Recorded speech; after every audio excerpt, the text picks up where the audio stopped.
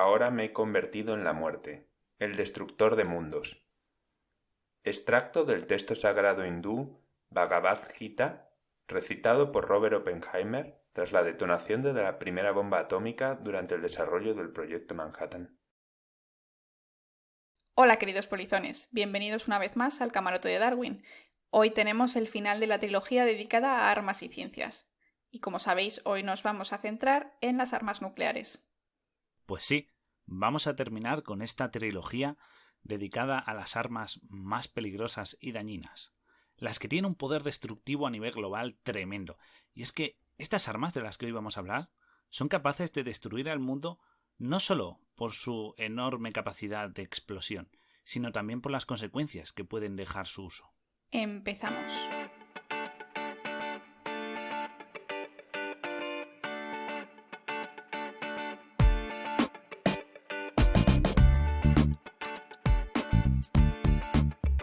Bueno, Guille, pues para empezar sería bueno explicar a nuestros queridos polizones cómo funciona una bomba atómica y cómo está fabricada, ¿no? Pues sí, aunque como todo, la tecnología ha evolucionado bastante desde sus orígenes teóricos, allá por 1933. Pero luego el tema evolucionó hacia el denominado famoso Proyecto Manhattan del año 45. Y esto ha ido evolucionando nuevamente en esta guerra armamentística hasta llegar a las actuales ojivas termonucleares. Pero para empezar vamos a ir a lo básico. Vamos a explicar, así un poquito a grandes rasgos, para que todo el mundo nos entienda, qué es un átomo y cómo está compuesto.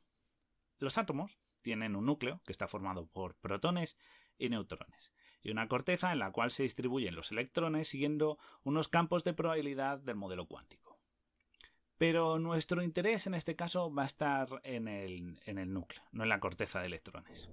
En el núcleo, como he dicho, hay protones y neutrones. Los protones con carga positiva y los neutrones sin carga. ¿De acuerdo? Este núcleo está formado por esta materia, por estas partículas, que tienen una masa. Y lo más importante, tienen energía acumulada. ¿Qué ocurre con esta energía? Bueno, pues que se puede liberar al romper los núcleos.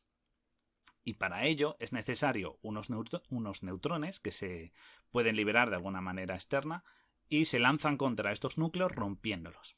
Al romper los núcleos tiene lugar el proceso denominado fisión nuclear, que si os suena un poquito es bastante similar al que tiene lugar en las centrales nucleares que nos proporcionan energía. Es la misma mecánica básica. Pero claro, al romper un núcleo, como os he dicho, los núcleos tienen protones y neutrones y no se rompen perfectamente por la mitad. Se liberan partículas, entre ellas más neutrones, que salen disparados en muchas direcciones, chocando contra otros núcleos, y así sucesivamente se van rompiendo todos los núcleos, generando la denominada reacción en cadena.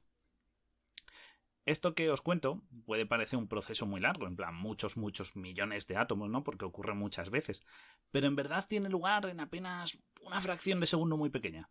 Entonces, el objetivo es que en muy poco tiempo se libera una gran cantidad de energía y esto es lo que genera esa capacidad destructiva que tienen estos artefactos. Así es, y es que, generalmente estos dispositivos llevan una cantidad de material fisionable que se activa al iniciarse la acción mediante un mecanismo de disparo. Y el mecanismo de disparo puede ser de distintas maneras y una de ellas es mediante el impacto con otro material fisionable, como en el caso de la bomba Little Boy que se utilizó en Hiroshima y que portaba en su interior uranio 235. Otro mecanismo de disparo puede ser mediante implosión, como la bomba Fat Man, que contiene un núcleo de plutonio 239 y que estaba rodeado de explosivos convencionales, normales, que detonaban y generaban suficiente presión como para comprimir el plutonio y causar el inicio de esta reacción en cadena. Entonces, estas bombas atómicas de fisión, tanto la de uranio 235 como plutonio 239, se obtienen mediante un largo proceso de extracción y enriquecimiento que además de ser costoso, es caro, causa mucho impacto en el medio porque es muy contaminante. Por cada tonelada de roca se obtiene entre 1 y 5 kilos de uranio, del cual solo un 1% es uranio 235 y el resto es 238 que no sirve para hacer las bombas. Entonces, si consigues suficiente material, puedes conseguir una detonación bastante grande y arrasar con todo. Aunque esas que se utilizaron en Japón no llegaron a fisionar todo su material, pero bueno, un 10% o 20% y aún así pues fue bastante brutal. Así que os podéis imaginar que la cosa hubiera podido ser mucho peor. Pero como toda la tecnología avanza, como bien has contado, Laura, hay una mejora a esas bombas que nos has explicado. Es que la guerra armamentística no se queda atrás. Y las bombas han pasado ahora a ser el modelo de bomba H, o la bomba de hidrógeno, o más bien conocidos como los dispositivos termonucleares. Pues sí, y esto además es curioso, Guille, porque el hidrógeno no es radiactivo, así que explícanos a nosotros, a los oyentes, cómo puede una molécula tan sencilla llegar a ser tan peligrosa, porque todos sabemos que la bomba H pues suena muy muy peligroso. Cuéntanos. Pues sin entrar demasiado en profundidad, lo que aquí tenemos es no tenemos una fisión nuclear. En este caso lo que tenemos es una fusión nuclear, ¿de acuerdo? Porque lo que se utiliza para esta reacción son isótopos de hidrógeno, que es muy parecido a lo que ocurre en las estrellas, ¿de acuerdo? En las estrellas, como el Sol, hay isótopos de hidrógeno y tiene lugar esta fusión nuclear. Entonces, para estas bombas también se utilizan esos isótopos, que son de deuterio generalmente, y se utilizan porque además tienen una gran ventaja, y es que al contrario de todo ese mineral que hay que mover para encontrar ese poquito uranio 135, aquí es muy fácil de conseguir esta materia prima. Entonces, lo que se utiliza son estos isótopos para tener lugar una fusión nuclear que genera muchísima energía y con gran capacidad destructiva. ¿Y por qué se llama termonuclear? Bueno, pues aparte de que todas las bombas nucleares independientemente causan mucho calor, viene porque es necesario aumentar mucho la temperatura para que estos isótopos comiencen a reaccionar y a fusionar. Y para ello se suele utilizar una pequeña fisión previa, ¿de acuerdo? Eso sí, con el uranio que hemos mencionado, por ejemplo, que es el mecanismo que dispara la acción, ¿vale? Es que hay que subir la temperatura para que se llegue a este punto de reacción de fusión y los isótopos empiecen a reaccionar, a fusionar y generar la liberación de energía propia de la explosión de estas bombas. Muy interesante. Entonces, primero tendríamos las bombas de fisión, que son las que he contado yo de uranio y plutonio, y que esta tecnología se ha utilizado para empezar la pequeña detonación en las bombas de fusión, ¿no? Las de hidrógeno, que es lo que acabas de contar tú. Exacto, los dispositivos termonucleares. Exacto. Y entonces son bastante fuertes, ¿no? O sea, son explosiones muy fuertes.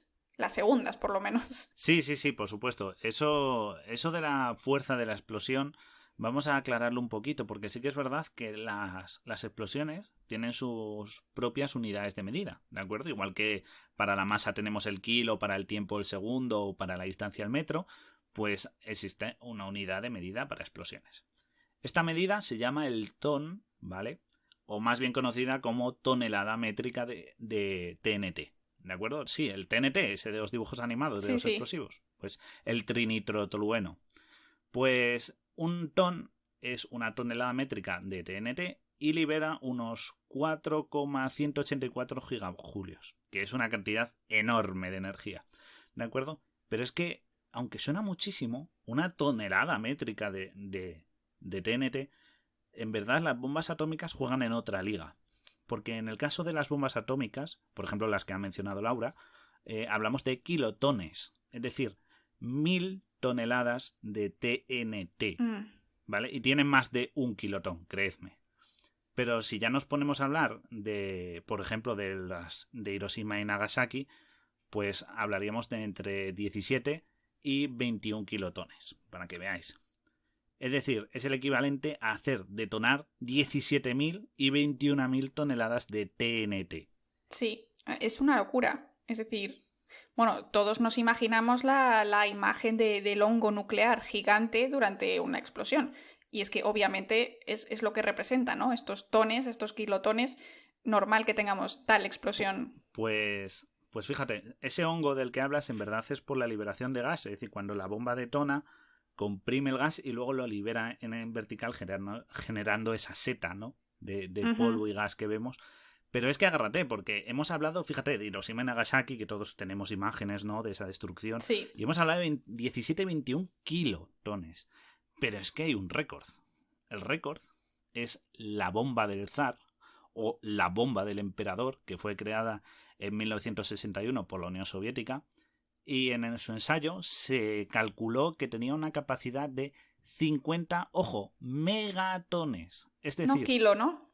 No kilo, mega. Es decir, 50 millones de toneladas de TNT. Es decir, 2000 veces más poderosa que la de Hiroshima. ¿De acuerdo? O sea que estamos hablando ya de una liga muy por encima de la destrucción vista en Japón.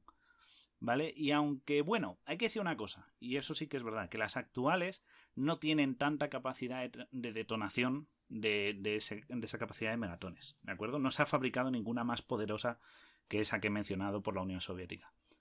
Pero ahora es peor, porque en lugar de crear una bomba más grande, lo que hacen es meter varias ojivas en el mismo proyectil. Es decir, en vez de tener una bomba de 50 megatones, tengo una bomba con, por ejemplo, 10 cabezas, o sea, 10 ojivas de 20 megatones. Y así tengo un explosivo de 200 megatones, por ejemplo. ¿Qué te parece? Wow. Pues la verdad, yo no querría estar cerca de ahí. Alucinante. Pero es que luego, además de la explosión en sí, ¿no? Nuestros polizones deben saber que una bomba nuclear no tiene solo esa consecuencia, la propia explosión. Las bombas atómicas son una amenaza múltiple. Por un lado, bueno, pues la propia explosión, como hemos dicho, arrasa con esa cantidad de kilotones que tiene, esa energía que guarda en su interior, arrasa todo lo que pilla por delante, en un radio de acción pues de varios kilómetros. Y no solo por la zona expansiva, sino por los miles de grados de temperatura que se pueden alcanzar en esta zona próxima a la explosión. Luego, además, con la explosión se libera muchísimos rayos gamma, rayos X y neutrones, que es una radiación altamente ionizante, que simplemente pues atraviesan directamente cualquier materia y son capaces de destruir directamente cualquier materia orgánica. O sea, adiós. Te causa unas quemaduras que te arrancan la carne de los huesos. O sea, no hay salida si estás en el radio de acción. Pero es que además, por otro lado, se generan las denominadas luces de Ozymandias, que no es otra cosa que la ionización del aire por la detonación a una altura pues alta, ¿no? De cuando viene la bomba de arriba, que causa un pulso electromagnético capaz de fundir cualquier dispositivo electrónico y eléctrico que se encuentre en un radio de acción. A menos que se encuentre protegido en una jaula de Faraday, pero bueno, cada uno, pues, donde guarde su móvil. Como curiosidad, por si algún oyente está preocupado si no tiene una jaula de Faraday en su casa, que sepáis que las neveras son jaulas de Faraday, por cómo están construidas actualmente, muchas de ellas por su revestimiento hacen de jaula de Faraday en muchos casos. Así que, bueno, pues si os pilla una bomba atómica y os pilla un pulso electromagnético, pues metéis las cosas en la nevera y ahí está protegido. Sí, el disco duro con las fotos, meterlo ahí, por lo menos el recuerdo quedará. Pero bueno, es que este pulso, estas luces de Ozymandias, la verdad, incapacita una región entera. O sea, no es solo que pierdas tu móvil, sino que si no puedes, la región no se puede llamar a ningún lado, no hay ningún tipo de comunicación para los supervivientes. Incluso, vamos, es que esto puede durar incluso días. Así que resulta útil si lo que quieres es reducir la capacidad de recuperación de una zona. Así que es bastante horrible. Y luego, además, lo más obvio, lo que viene mucho a la mente es la radiación residual que queda en la zona afectada, porque causa daños en el entorno, en la naturaleza, y luego provoca cáncer a la población, que hay miles de afectados y que fallecen o sufren secuelas para toda su vida, incluso más adelante, ¿no? En las generaciones futuras. Así que, la verdad, bastante horrible. Sí, y ahora que hablas esto de la radiación, sí que es verdad que recientemente se está hablando, bueno, recientemente, en las últimas décadas, mejor dicho, se habla de un término que son las denominadas bombas sucias, ¿de acuerdo? Que aunque su objetivo no es arrasar una zona mediante la explosión, como tú has dicho, ni generar ese pulso electromagnético que funde todos los aparatos electrónicos de la zona, el objetivo de estas bombas en verdad es dispersar lo que tú has dicho, esa radiación, esas partículas que son muy radiactivas y contaminar una zona. Con lo cual da igual que la destruyas porque la has dejado prácticamente condenada por la radiación, por decirlo así. Entonces sí que es verdad que estas bombas no se han utilizado, pero son las más temidas porque sí que es verdad que son las que se contemplan más en los protocolos del terrorismo, de posibles ataques terroristas, y en vez de tirarnos una bomba atómica enorme que arrase una ciudad, lo que nos tirarían sería esto, que no tiene la misma potencia explosiva, pero sí que puede afectar, pues eso, imaginaos en el metro. O sea, una bomba sucia en el metro. Pues todo el metro Pues, dispersaría sí. toda la radiación por toda una ciudad. Eso es tremebundo. Horrible. Sí. Bueno, y las bombas atómicas normales, no las bombas sucias, cuéntanos un poquito de historia para saber cuándo se han utilizado y todo eso. Ya hemos mencionado algunas, pero bueno, haznos un pequeño así resumen. Pues bueno, para empezar vamos a decir que por suerte las bombas atómicas solo se han utilizado una vez en la historia contra población, ¿de acuerdo? Fue en 1945, en plena Segunda Guerra Mundial, ¿de acuerdo? Y se utilizaron las bombas, ya mencionadas por Laura, Little Boy y Fat Man, que se detonaron en Hiroshima y Nagasaki respectivamente, ambas muy próximas en el tiempo, una fue el 6 de agosto y el otro el 9 de agosto. Se dice que se hizo en respuesta por lo ocurrido en Pearl Harbor. Y bueno, se cuenta que hubo entre 130.000 y 250.000 fallecidos. Increíble. ¿De acuerdo? Sí, pero fíjate que hay una gran diferencia en estas cifras y es porque mucha población literalmente se borró del mapa. Es decir, estaba tan cerca de la zona de explosión que la temperatura y la onda expansiva los convirtió literalmente en polvo. Entonces no hubo cadáver que recuperar y contabilizar eso era muy difícil. O sea que a lo mejor eran más. Sí, pudieron ser muchos más. Y también hay que buscar las fuentes oficiales, porque sí que es verdad que mucha gente estuvo en el radio de acción, pero no lo bastante cerca, y sufrió todas esas quemaduras que has dicho, que si las buscáis son terribles, de gente a la que se le caía literalmente la carne en los huesos. Y todas esas personas afectadas por la radiación no se contabilizaron en muchos casos, con lo cual en verdad pudo ser mucho mayor el daño a la población. Seguramente millones. Pues seguramente con el paso del tiempo sí que ha podido llegar a afectar a más de 1 millón de personas. Así que... Pero bueno, no se han detonado más contra población, ojo, pero sí se han detonado muchas más. Si alguien ha querido apostar y ha dicho 10, el más aventurado 50, o quizás el que se ha animado mucho ha dicho más de 200, os voy a decir a todos que estáis bastante alejados de la cifra real. Vamos a poner un ejemplo. Por ejemplo, la Unión Soviética, ¿de acuerdo?, ha detonado entre 700 y 1000 bombas en la estepa rusa. ¿De acuerdo? Ellos tienen una gran superficie ahí y se han dedicado a tirar bastantes bombas.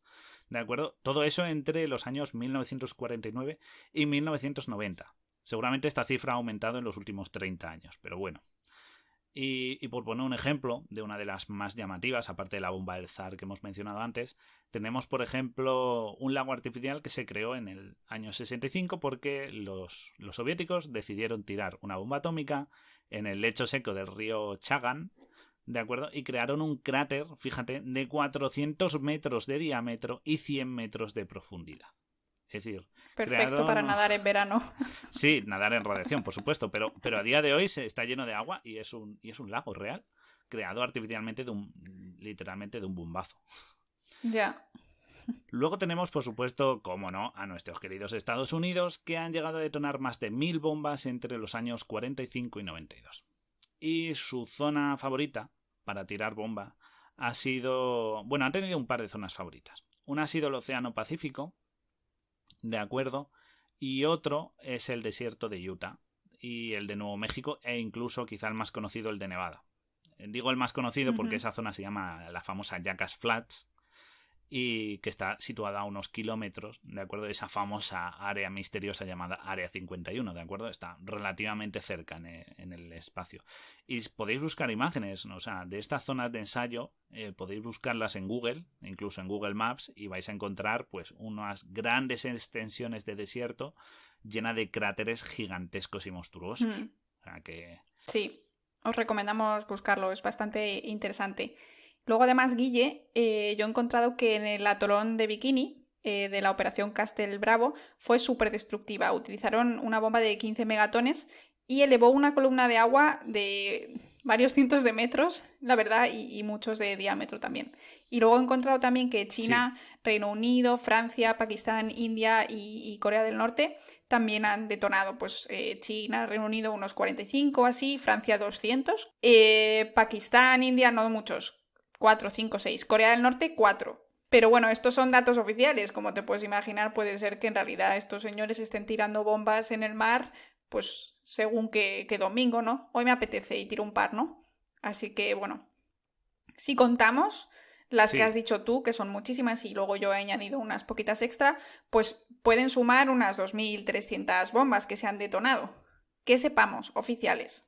Sí, claro, porque luego puede haber habido misiones encubiertas y de los servicios secretos que hayan detonado y pues no se haya enterado nadie, incluso que no se hayan atribuido y haya sido en zonas alejadas de cualquier tipo de sensor que las detecte, porque hay muchas zonas de la Tierra que no están muy vigiladas, por decirlo así, por satélites o por radares. Así que, pues sí, Laura, Ujú. la verdad es que todas estas pruebas han sido bastante llamativas. Y lo curioso es cómo se realizan, porque claro, todos pensamos en el avión soltando la bomba, ¿de acuerdo? Como ocurrió en Sí. Hiroshima y Nagasaki, ¿no? Que fueron con bombarderos, las dejaron caer. Pero hay otras maneras de hacerlas detonar. Por ejemplo, con detonadores a distancia, ¿de acuerdo? Se pone una bomba, se pone la bomba en unos raíles, en una, digamos, en un andamio vertical, y desde una distancia se deja caer para ver cómo cae contra el suelo e impacta, ¿vale? También por ejemplo, hay imágenes, todo esto lo podéis buscar en simplemente algo tan sencillo como YouTube, vais a encontrar muchos de estos vídeos de cómo se han utilizado e incluso se han metido, por ejemplo, en un tipo de mortero y se ha disparado a larga distancia para ver cómo detonaba o como bien ha dicho Laura, pues se ha metido bajo el agua y podéis ver los barcos, grandes destructores, pegados a la zona de explosión y cómo parecen barquitos de juguete. Porque lo que hacían era meter la bomba Mm, a gran profundidad y detonarla. Entonces, es increíble. salen volando. Sí, sale Mm. lo que tú has dicho, esa columna de agua monstruosa. Y una curiosidad, de acuerdo, sobre todo, por ejemplo, en el caso de los americanos, ¿no? Construían unas casas, ¿vale? Unas construcciones civiles a cierta distancia en la zona de explosión, ¿de acuerdo? Obviamente, en las que se hacían en los desiertos. Mm. Estas pequeñas ciudades o pueblecitos que construían, pues el objetivo era documentar los efectos de una explosión, ¿de acuerdo? Estas Nuketown pues se ponían a una distancia y se veía, pues, si se veían dañados los vehículos, las infraestructuras, temperatura Para ver alcanzada, qué pasaría, claro, como un test. Y ponían también muñecos de, ¿no? sí, Estos que maniquíes, se usan para los coches y maniquís. exacto, se Qué ponían a horror. varias distancias para ir viendo cuál era el daño que iba causándose o, por ejemplo, cuánta radiación llegaba a cada zona, ¿de acuerdo? Para ver cómo letal era Mm. y cómo podría causar más daño a las poblaciones, ¿de acuerdo? Por cierto, si lo estáis pensando, sí, muchos de los soldados y personal que estaba presente en los ensayos, aun estando a cierta distancia, fallecieron muchos por la radiación de las explosiones de las pruebas y seguramente muchos padecieron cáncer a causa de esta radiación. Horrible. Y ya que hemos mencionado Nuketown, una pequeña referencia jugona es para aquellos que han jugado a la saga Call of Duty, recordarán que cierto mapa, que también se llamaba Nuketown, era muy famoso, se hizo muy popular en las últimas versiones y finalizaba curiosamente con la detonación de la bomba al finalizar la partida multijugador, con lo cual ha tenido bastante alcance en la cultura pop. Estas pequeñas ciudades. Bueno, después de este spoiler de la saga que nos ha hecho Guille a los que no hemos jugado, pero bueno, los que os gusta seguro que ya lo sabíais, así que no hay ningún problema. Bueno, como ha dicho Guille, se tiraban a una distancia segura y no se han utilizado, excepto en esas dos ocasiones, contra poblaciones. Pero tenéis que saber que no por ellos esto es menos dañinas para la humanidad y para la Tierra en general, porque bueno, la detonación de estas bombas nucleares, aunque sea de prueba, levanta una gran cantidad de partículas en suspensión que limitan la luz que llega a la superficie, sobre todo si se explosionan muchas.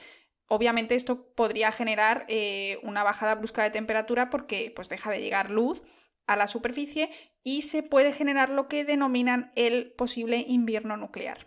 Y creedme, porque si os preocupan las explosiones, los pulsos y la radiación y todo esto que hemos hablado, esto es muchísimo peor porque esto podría suponer nuestro fin de la vida en la Tierra.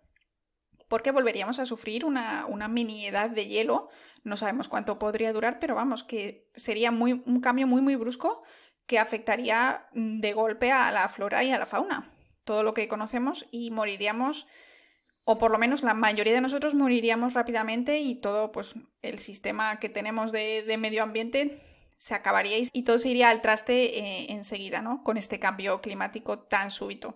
y bueno, sería, como os podéis imaginar, un caos global, un invierno permanente durante X años. Pero para que eso ocurra, pues tendría que hacerse un ataque masivo a nivel global que causara todo ese polvo y causase ese invierno nuclear. Pero bueno, sí que es verdad que tenemos ciertos políticos que están un poquito mal de la cabeza. Con suerte hay un señor pues que ya se ha ido de donde estaba. Pero sí que es verdad que esta gente, pues, algunos de ellos, está siempre en las noticias, se jactan de tener armamento y utilizarlo. Entonces, bueno, en cualquier momento son capaces de decir, bueno, pues pulso el botón rojo y hasta luego. Así que bueno, esperemos, Guille, que no se le crucen los cables a estos señores porque la realidad es que algo así podría ocurrir. Y es bastante...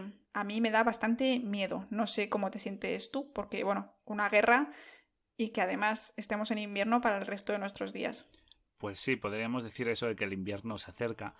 Pero bueno, aunque hemos visto que lo de Trump, que era ese simpático del que hemos hablado, que se jactaba del botón rojo, sí que es verdad que hay que decir que no existe un famoso botón rojo. En verdad, la detonación de una bomba pasa por varios intermediarios. Una manera de hablar. Claro. Por eso queremos que nuestros policías se sientan un poquito seguros. Y es cierto que hay ciertos intermediarios, aunque es verdad que la última decisión la suele tener. Por ejemplo, en este caso hubiera sido nuestro querido Donald Trump. Pero bueno, en verdad el peligro no está en que haya unos zumbados por ahí con un botón rojo, sino el peligro está que se disparen por una falsa alarma.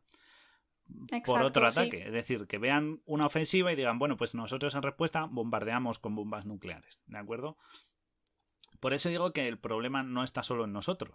Y es que esas falsas alarmas no necesariamente tienen que ser por una desinformación de las personas. También puede ser debido a errores, por ejemplo, de los dispositivos electrónicos, ¿de acuerdo? Porque todo esto está informatizado y sí que es cierto que, pues en varias ocasiones, estos dispositivos han fallado, han dado señales erróneas y han puesto a la Tierra al borde de su destrucción definitiva. Vamos a poner un par de ejemplos. Por ejemplo, en el caso de un misil noruego, ¿de acuerdo? Que era un misil de investigación climatológica, un cohete, ¿de acuerdo? Porque es un cohete porque no tiene carga explosiva. Se lanzó, ¿de acuerdo? Y pues los satélites, los radares rusos lo confundieron con un misil norteamericano, ¿de acuerdo? Y estuvieron a punto de disparar todas las armas contra Estados Unidos, ¿ok? Ha habido otros casos, por ejemplo, de que se han dado, pues eso, satélites que han percibido reflexiones de luz confundiéndolas con misiles, incluso microchips que se han equivocado, ¿de acuerdo? Porque sí que es verdad que eso, que igual que los móviles o nuestros ordenadores se equivocan y fallan, estos también, ¿de acuerdo?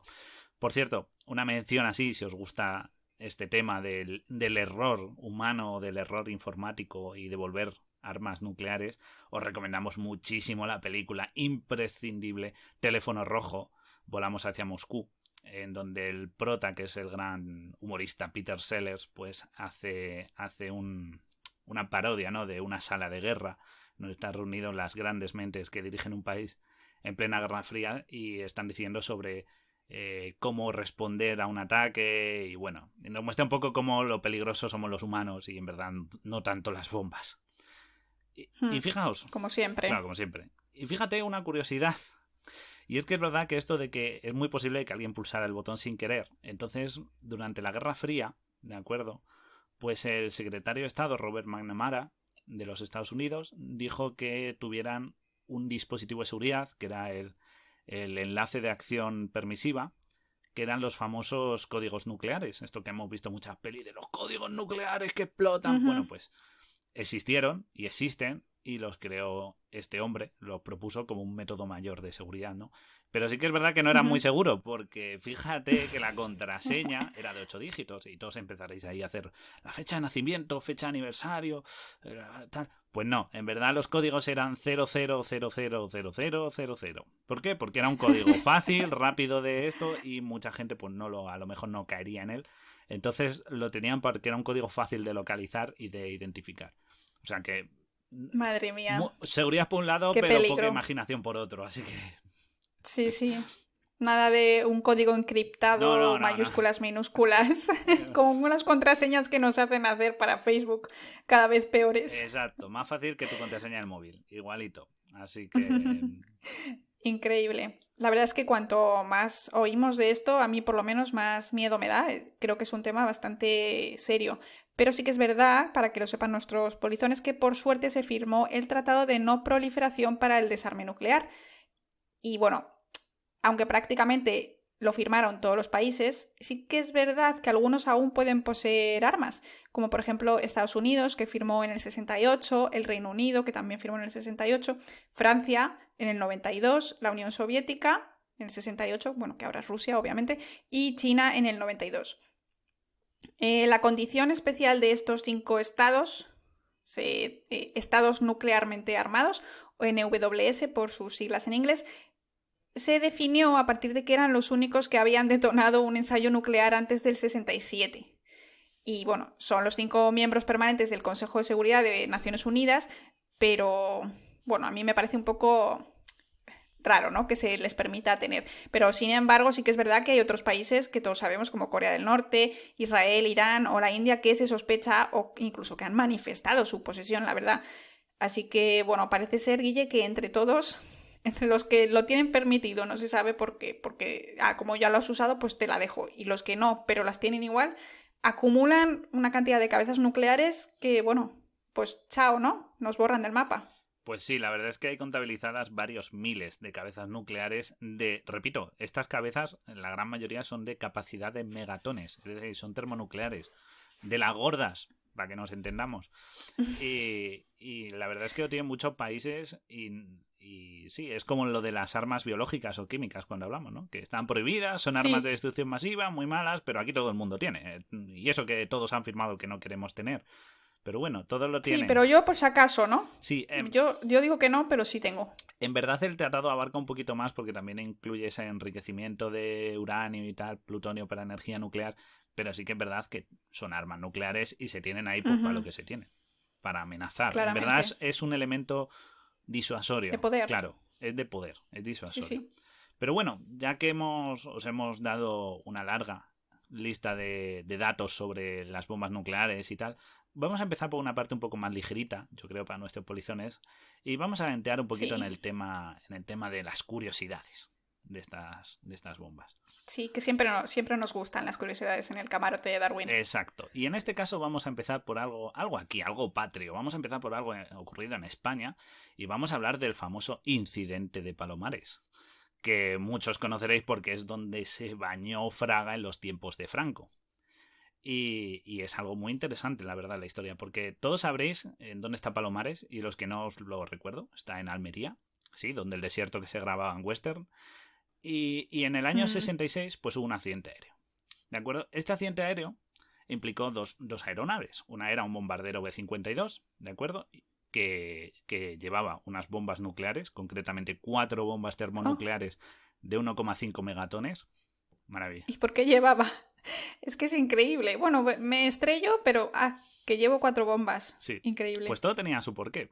Y es que se chocó curiosamente con otro avión americano que era un KC-135, que si no sabéis lo que es un avión nodriza, es decir, son estos aviones que se conectan a otros aviones para repostar combustible, ¿de acuerdo? Entonces se chocaron y pues imaginaos la explosión y las bombas al agua, ¿de acuerdo? Entonces, bueno, sí que es verdad que ese baño mediático que se dio Fraga, una curiosidad es que no tuvo lugar justo en la zona afectada, fue a bastante distancia, pero bueno, ya sabéis, la información de un gobierno dictatorial es lo que tiene. Y es verdad que fue un gran error, ¿de acuerdo? Porque... Pero Guille, no detonaron. No hay que detonaron, decirlo, ¿no? por Las supuesto, bombas no detonaron y se recuperaron las 4. Fue mucha suerte, Por suerte, porque podría haber sido algo catastrófico, claro. Por suerte, sí, la verdad. Sí que, aunque en eso catastrófico hay que entrar un poquito en detalle, pero bueno, para tranquilizar a la gente se recuperaron las 4. La última no la encontraban y fue gracias a un pescador español que se llamó Paco el de la bomba, porque encontró la bomba y les indicó a los americanos dónde había caído. Se dice que cobró una cantidad de dinero desconocida por su colaboración. Bueno, a ver. Y eso... Él hizo su trabajo y se lo tuvieron que recompensar, ¿no? Claro, pues es lo que tiene. Él colaboró en la recuperación del artefacto y se recuperaron todas, ¿de acuerdo? Pero sí que es verdad que, aunque no detonaron, ha tenido unos efectos bastante negativos. Porque, por ejemplo, no se hicieron estudios epidemiológicos ni de radiación de la zona por parte del gobierno franquista. Y claro, ahora ya han pasado bastantes años y bueno, pues se ha empezado a valorar los niveles de radiación de la zona, ¿de acuerdo? Y se ha descubierto que han sido bastante elevados porque las bombas llevaban plutonio 139 y 240 y americio 141. ¿De acuerdo? Estos tienen una vida muy, muy, muy larga, de varios miles de años de radioactividad. Y sí que es verdad que se ha descubierto que en la zona hubo una radiación de más de 3.000 veces superior a la encontrada en otras zonas donde se han hecho ensayos nucleares habitualmente. ¿De acuerdo? Esta radiación es muy peligrosa. A día de hoy sí que es verdad que las zonas se tienen acotadas y al caer en el mar ese agua, sea en la gran cantidad, ¿no?, que es el océano Mediterráneo, se ha dispersado esa radiación. Pero sí que es verdad que sigue habiendo zonas un poco prohibidas de acceso porque siguen siendo radiactivas.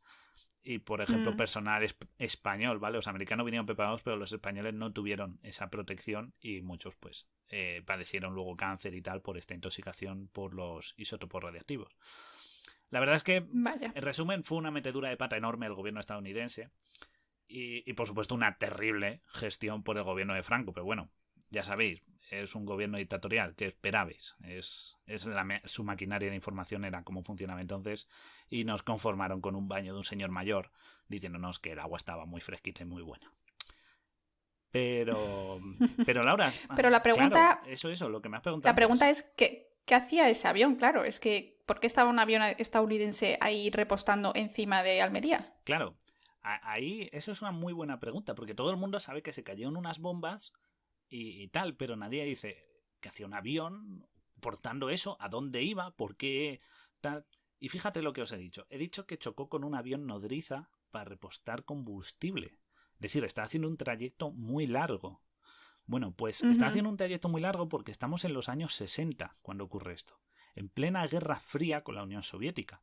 Y es que, como no había misiles balísticos, que para el que no sepa son los misiles de largo alcance, era imposible que Estados Unidos o Rusia pudieran dispararse con un misil. Entonces, lo que Estados Unidos hacía era mandar todos los días bombarderos a volar por encima de lo que es España, el Mediterráneo, Turquía y llegar hasta la frontera soviética y volver todos los días cargados con bombas nucleares por si los rusos hacían, o sea, los soviéticos entonces hacían algo que no debían, pues devolverles el golpe lo antes posible. Y claro, como despegar un avión se tarda mucho, pues ellos ya lo tenían volando encima de la Unión Soviética con antelación. Y claro, pues de estos vuelos, pues ocurrieron accidentes. Y el de Palomares es uno, hubo otro en la base aérea de Toul, y otro que ha sido más grave, que ocurrió en Groenlandia, donde se perdieron otro par de bombas y una de ellas todavía no se ha recuperado. Es decir, que en Groenlandia, en las costas, hay una bomba atómica a mucha profundidad y sin ninguna vigilancia. Pero ahí está. Increíble. Madre mía. Bueno, yo te traigo una curiosidad un poquito más biológica y es que tiene que ver con la miel. Más dulce. Porque... mucho más dulce.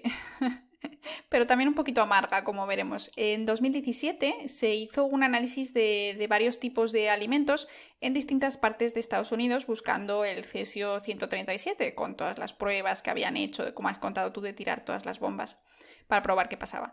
Y bueno, es que el cesio es un isótopo derivado de estas reacciones de fisión. Y sí que es verdad que sorprendentemente encontraron que la miel, específicamente la de Carolina del Norte, tenía unos niveles 1000 veces más altos de lo normal.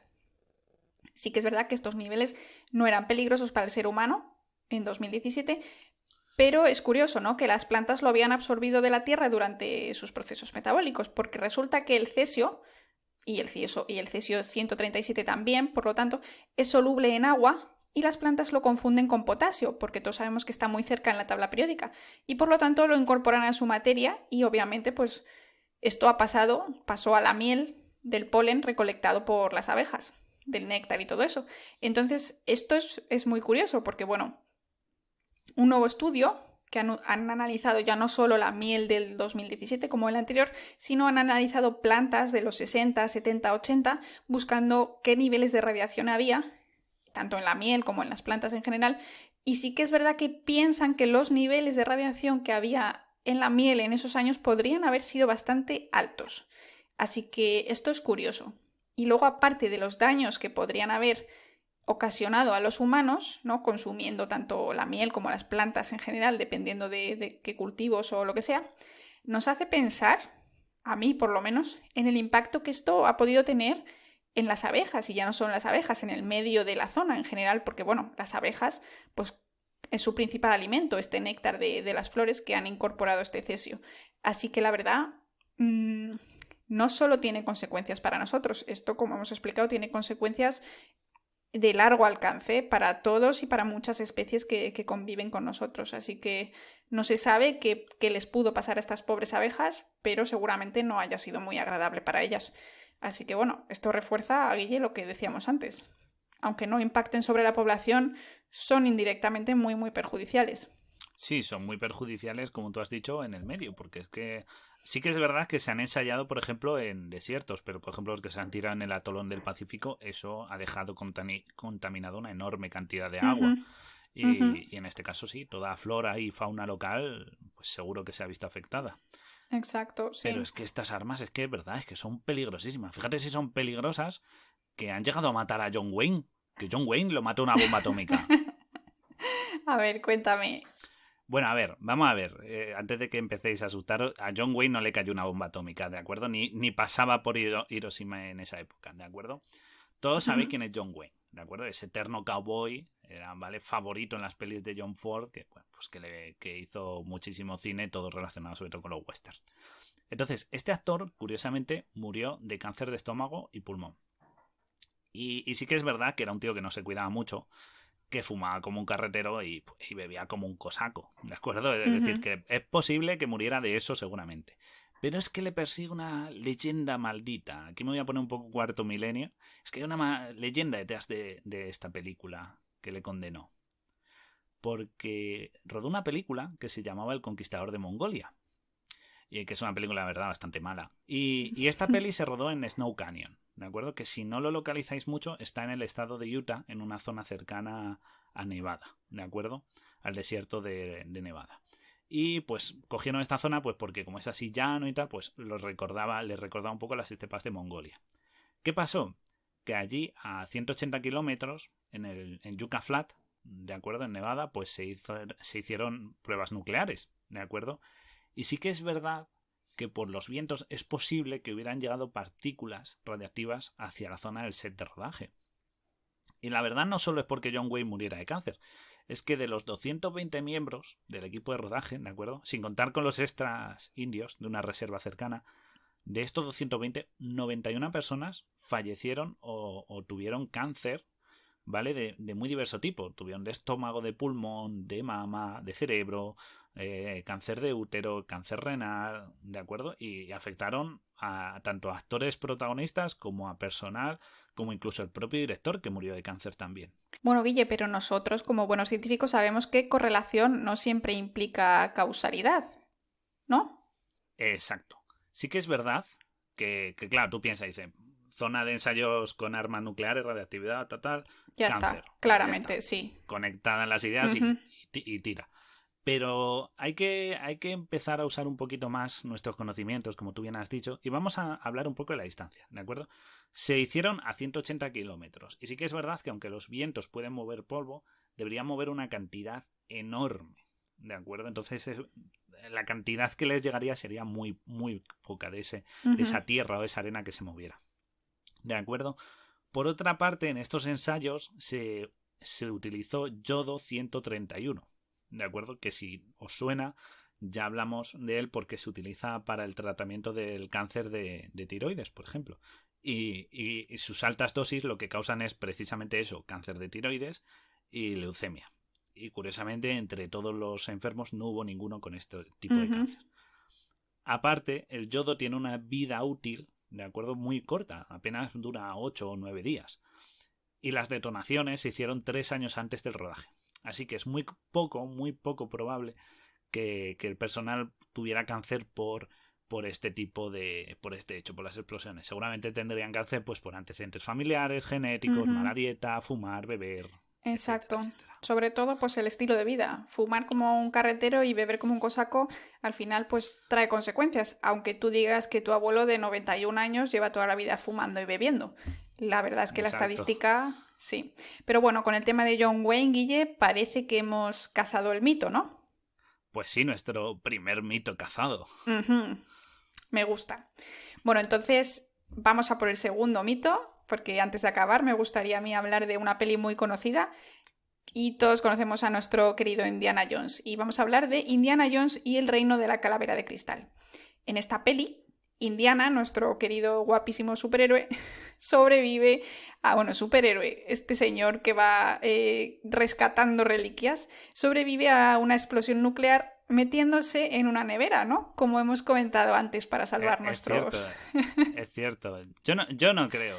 Yo apuesto a por que no, pero tú explícanoslo y justifícanoslo científicamente. Bueno, lo que pasa es que sí y no, ¿vale? Como has dicho tú antes, las neveras pueden ser cajas de Faraday, ¿no?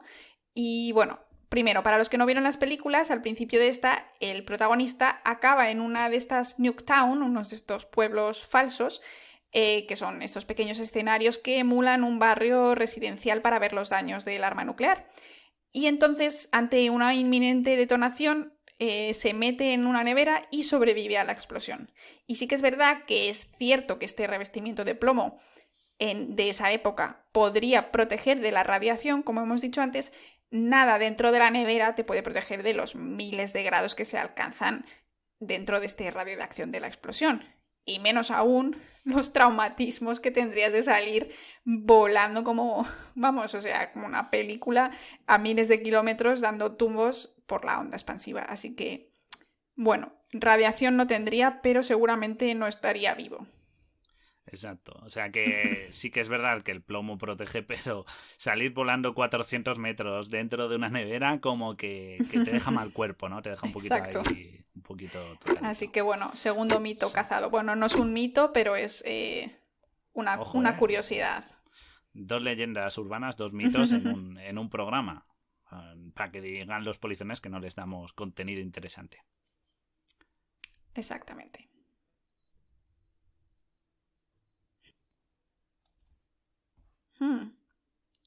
¿Oyes eso, Guille? ¿Otra vez ese ruido como de un reloj? Sí, ¿verdad? Yo creo que sé qué reloj es el que está metiendo ese ruido. Yo creo que ese reloj que vimos es el reloj del fin del mundo, del juicio final. El reloj del apocalipsis es lo que estamos oyendo. ¿No lo conoces? No. Pues es que lo han debido poner en hora y por eso suena. Para el que no lo conozca, vamos a hablar de este reloj que existe, ese reloj del juicio final. Y se estableció, es un reloj en cuenta regresiva, ¿de acuerdo? Y se estableció en 1947. Y el objetivo de este reloj es medir el riesgo de una guerra nuclear total con motivo de la famosa Guerra Fría, ¿no? En la que estuvimos. ¿De acuerdo? Este reloj no es un cronómetro, no marca la hora, no nos dice qué día es. Este reloj lo que nos marca son los minutos que quedan para la medianoche, ¿de acuerdo? Porque la medianoche es el fin total. Todo se acabó, la oscuridad, ¿de acuerdo? Y este reloj lo que nos marca es cuántos minutos quedan para eso, ¿de acuerdo? Y sí que es verdad que se creó en la Guerra Fría por aquello del riesgo nuclear, de que alguien lanzara todos los misiles y acabara con todo. Pero claro, hubo que modernizarlo y ahora pues mide otro tipo de amenazas. Ahora mide, por ejemplo, epidemias, puede medir efectos como el hambre en el mundo, otros conflictos armados, crisis económicas, crisis medioambientales, ¿de acuerdo? Y para que os hagáis una idea, ¿de acuerdo? Este reloj siempre ha estado jugando como a 5 minutos de la medianoche. Era el margen que se cogió. Pero es que en 2021 hemos batido un récord. En 2021, la hora del reloj del juicio final marca las 23 horas, 58 minutos y 20 segundos. Es decir, que a la humanidad le quedan 100 segundos para la catástrofe final. ¿De acuerdo? Es la peor cifra de toda su historia. Y en parte sí que es verdad que es por culpa de la COVID-19 que nos ha puesto a prueba. Así que es bastante preocupante a día de hoy que este reloj esté haciendo este ruido tan molesto que estamos oyendo. Pues sí, la verdad es que ha sido muy duro y creo que queda claro la preocupación que tenemos aquí en el Camarote de Darwin por todo este tema de armas y ciencia con esta trilogía que hemos creado para nuestros oyentes. Pues sí, la verdad es que esta trilogía ha estado muy interesante, yo creo, y hemos visto la peor cara de la ciencia, la más mortal y devastadora.